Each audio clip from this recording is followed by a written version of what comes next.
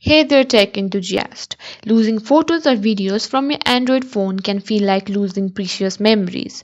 But worry not, today I'm here to guide you through the process of recovering those seemingly lost memories, whether you've accidentally deleted them or lost them during a software update. I've got you covered.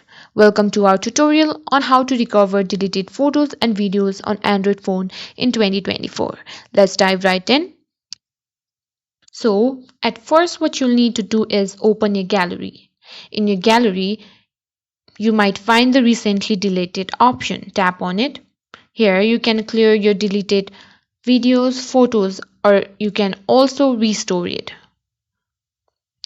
As you can see here, there are two options, that is delete and restore. By tapping on restore, you can simply restore your deleted photos or videos. And there you have it. This is how you can restore your deleted videos and photos on your Android device.